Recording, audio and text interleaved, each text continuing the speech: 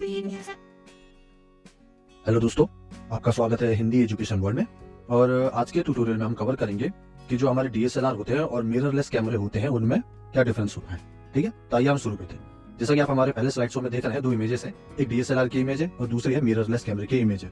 तो अब इन दोनों में फर्क क्या है, तो आपको इस इमेज के थ्रू समझ में आ जाएगा कि इन दोनों में फर्क क्या होता है। जैसा कि आप हमारा सबसे पहले डीएसएलआर जो एसएलआर लिखा हुआ है आप उसमें देखिए, उसमें देखने पर आपको पता चलेगा कि जो लाइट है वो लेंस से होते हुए पहले मिरर पे पड़ रही है, मिरर से प्रिज्म पे पड़ती है और वहां से जो हमारा व्यू फाइंडर है जहां से हम देखते हैं हमारे सब्जेक्ट को फोटो क्लिक करने के लिए वो होता है और वहां पर जाती है। ठीक है, तो अब जो मिररलेस है, आप मिररलेस वाले सेक्शन को देखेंगे तो वहां आपको ना तो जो मिरर है वो दिखाई दे रहा है, ना हमारा प्रिज्म दिखाई दे रहा है। तो ये दोनों चीज ना होने की वजह से हमारा जो कैमरा है छोटा हो गया। इसे कहते हैं हम मिररलेस कैमरा। पहले मिरर आता था, मिरर ऊपर होता था, रोशनी हमारे सेंसर पे पड़ती थी शटर स्पीड शटर से होते हुए और फिर हमारा फोटो कैप्चर होता था। पर अब जो लाइट है वो डायरेक्टली हमारे सेंसर पे पड़ती है और हमारा फोटो कैप्चर हो जाता है। तो मिररलेस के कई फायदे भी हैं और कुछ डिसएडवांटेज भी हैं। ठीक है, तो अब हम उसके बारे में बात करेंगे। आपको ये तो समझ में आ गया होगा कि मिररलेस क्या होता है, जिसमें मिरर नहीं होता और प्रिज्म नहीं होता, वो मिररलेस कैमरा होता है। ठीक है, इसमें लाइट डायरेक्ट आपके सेंसर पे पड़ती है और आपकी फोटो क्लिक हो जाती है। जबकि डीएसएलआर जो मिरर वाले होते हैं उसमें मिरर से प्रिज्म पे और प्रिज्म से व्यू फाइंडर पे आपको दिखाई देता है। इससे इन दोनों की बॉडी में बहुत फर्क आ जाता है अगर हम उसमें मिरर और प्रिज्म को हटा देते हैं। क्या फर्क आता है अब हम ये भी दिखाते हैं आपको।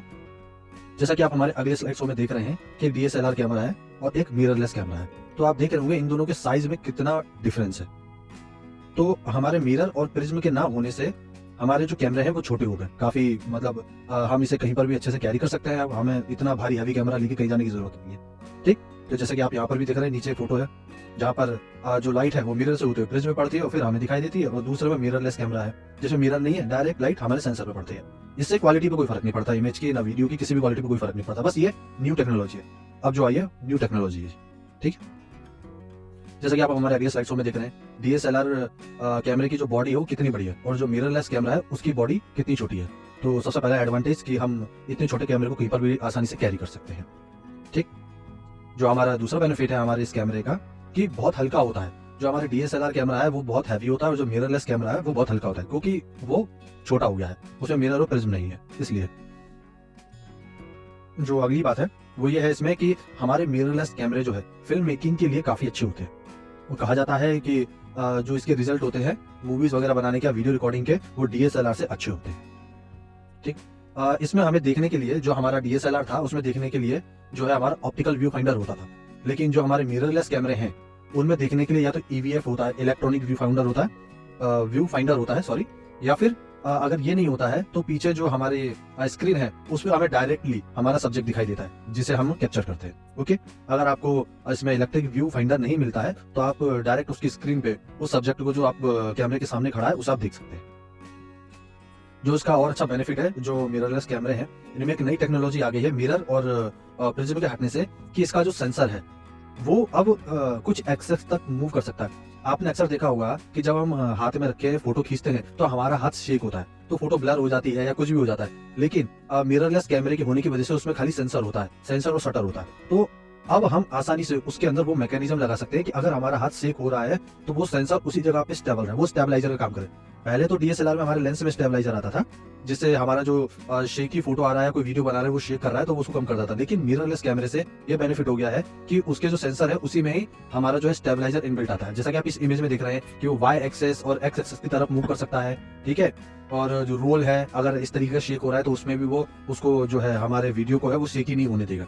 तो ये बहुत अच्छी टेक्नोलॉजी आई है, क्योंकि जब हम डीएसएलआर का इस्तेमाल करते थे तो उसको शेक ना होने के लिए हम जो है गिम्बल का इस्तेमाल करते थे, 3 एक्सेस गिम्बल, 5 एक्सेस गिम्बल, यानी कि इतने ज्यादा हिलने पर। 3 एक्सेस का मतलब होता है रेंज बढ़ना हिलने की, हमारा हाथ जो है वो अगर ज्यादा हिलता है तो 5 एक्सेस तक का हमें वो चाहिए होता है गिम्बल सपोर्ट, और अगर कम हिलता है तो 3 एक्सेस तक का हमें सपोर्ट चाहिए होता है। ठीक है, तो हमें ये जो है हमें गिम्बल की जरूरत पड़ती थी जिसकी कीमत 50,000 रुपये होती थी। तो एक तरीके से कहा जाए तो हमारे 50,000 का जो हम प्रोडक्ट खरीद रहे हैं स्टेबलाइजिंग के लिए, ये ताकि हमारा वीडियो सीकी ना बने, उसके लिए मिररलेस कैमरे जो है उनमें अब ये टेक्नोलॉजी आने लगी है जिसमें इनबिल्ट स्टेबलाइजर होता है, सोनी के कुछ कैमरों में आने लगी है। तो ये बहुत अच्छा फीचर है इसमें। अब हम फाइनली जो है हम रिजल्ट पे आते हैं कि मिररलेस कैमरे होने से हमें एडवांटेज क्या है और डिसएडवांटेज क्या है। तो हमारे जो बेनिफिट है मिररलेस कैमरे से, पहला ये कि स्मॉल साइज है और बहुत हल्का है, कहीं पर भी कैरी कर सकते हैं, वीडियो की क्वालिटी बहुत अच्छी आती है। इससे पर सेकेंड और ज्यादा फोटो लिए जा सकते हैं डीएसएलआर की अपेक्षा, उसके कंपैरिजन में, क्योंकि इसकी शटर स्पीड और ज्यादा हाई होती है। ठीक, और इसमें फोर्थ पॉइंट है जो आपको पता है, बहुत अच्छा पॉइंट है, इनबिल्ट इमेज स्टेबलाइजर के भी ऑप्शन है। अभी कई कैमरों, मिररलेस कैमरों में इनबिल्ट स्टेबलाइजर नहीं आए हैं, बट अब कुछ कैमरों में आने लगे, वो धीरे धीरे करके वो हर कैमरे में अब ये इमेज स्टेबलाइजर के ऑप्शन आने लग जाएंगे, तो ये बहुत अच्छी चीज है। अब इसका डिसएडवांटेज क्या है हम वो जानते हैं। पहला, क्योंकि कैमरे का साइज चूंकि छोटा हो गया है, तो जाहिर सी बात है कि उसकी बैटरी का साइज भी छोटा करना पड़ा है। क्योंकि पहले बॉडी बड़ी होती तो हम बड़े साइज की बैटरी बना लेते थे, तो उससे पावर ज्यादा देर तक हम कैमरा चला सकते थे। लेकिन स्मॉल बैटरी की वजह से इसकी जो बैटरी लाइफ है वो कम हो गई, यानी कि थोड़ा कम हो गई, तकरीबन 20% के आसपास का फर्क पड़ जाता है। दूसरा इसका डिसएडवांटेज ये है कि ये चूंकि नई टेक्नोलॉजी है, नए कैमरे हैं, तो इसके लेंसेज की जो रेंज है मार्केट में अभी वो बहुत कम है। डीएसएलआर के बहुत सारे लेंसेस है, कई तरीके के लेंसेस है, आप उनका इस्तेमाल कर सकते हो, मतलब जो आप चाहो वैसा आपको लेंस मिल जाएगा। पर अभी मिररलेस कैमरे के लेंसेज जो है वो भी मार्केट में पूरी तरीके से आ नहीं पाए, क्योंकि अभी ये नई टेक्नोलॉजी है और उसी पर अभी काम चल रहा है। ठीक है, तो ये कुछ डिसएडवांटेज है इसके, वरना मिररलेस कैमरे जो है आने वाली टेक्नोलॉजी में जो है हमारे मिररलेस कैमरे ही चलेंगे, डीएसएलआर कैमरे धीरे धीरे करके वो भी बंद हो जाएंगे। बट डीएसएलआर की भी अपनी खूबियां हैं, और आप इस बात का टेंशन ना लें कि 1-2 साल में ही बंद हो जाएंगे, ऐसा कुछ नहीं है। तकरीबन आप इसे 4-5 साल का गैप समझिए, जिस दौरान ये जो डीएसएलआर है उनकी धीरे धीरे वैल्यू कम होने लग जाएगी, क्योंकि तब तक इसकी जो लेंस की रेंजेस वो है, लेंसेस की जो रेंज है वो काफी बढ़ जाएगी मिररलेस कैमरे की, है ना। तो अभी अगर आपके पास है, लेने का प्लान कर रहे हैं तो आराम से ले लीजिए। अभी तकरीबन 4-5 सालों तक बिल्कुल भी फर्क नहीं पड़ेगा डीएसएलआर की क्वालिटी या उसके बनने में, किसी भी तरीके की कोई दिक्कत आपको नहीं है। तो आज के ट्यूटोरियल में आपने ये सीखा कि मिररलेस कैमरे और जो डीएसएलआर कैमरे उनमें फर्क क्या होता है। ठीक है, अगर आपको ट्यूटोरियल पसंद आया तो इसे लाइक कीजिए और सब्सक्राइब कीजिए, ताकि आप हमारे आने वाले ट्यूटोरियल का भी फायदा उठा सके। Thank you.